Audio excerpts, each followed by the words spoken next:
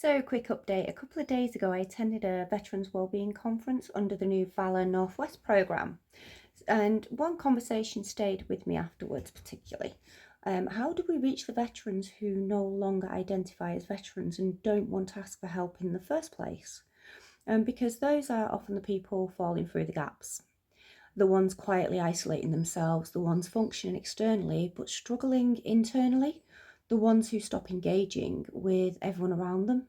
And honestly, I understood exactly what they meant because after leaving the army, there were periods where I looked completely fine on the outside and I could work, I could communicate, and I could keep moving forward to a certain extent. But internally, I had no idea who I was anymore. And I think that's the part we still don't talk about enough. Military transition is not just practical, it's very much psychological because you lose your structure, your belonging, your routine, your identity, your purpose, your community, and that discipline that we have.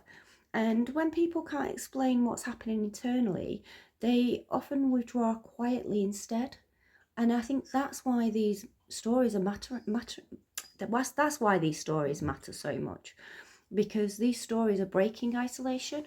And when someone hears another veteran openly talk about identity loss, anger, transition, mental health, relationships, or even rebuilding themselves after service, something shifts and people recognize themselves in the conversations.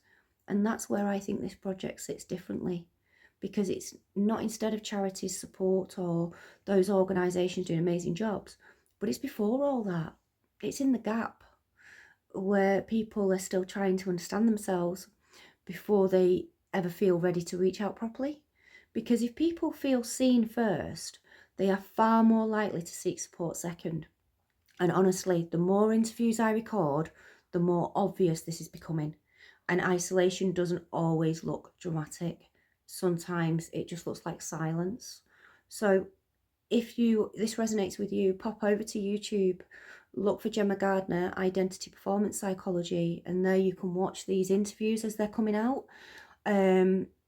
Because it is interesting meeting people every day, listening to their stories and what they have to say.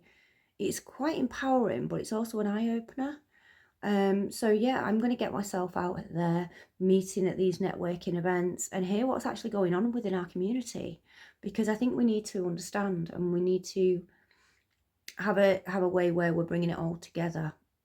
And I know from today's meeting, sorry, when this goes live, it'll have been a few days back, but the reality is what it was their awareness, its collaboration was the key thing, and the fact they're only reaching 1% of the people that need the help.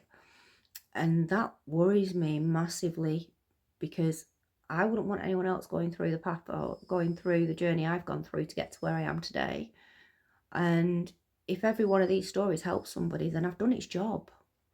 So honestly, if you can pop over to YouTube, give us a subscribe, like, and a follow, that would be great.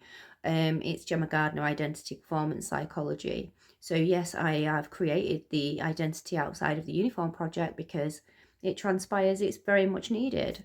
So I do appreciate everyone's support. Thank you so much, and I mean that. Thank you.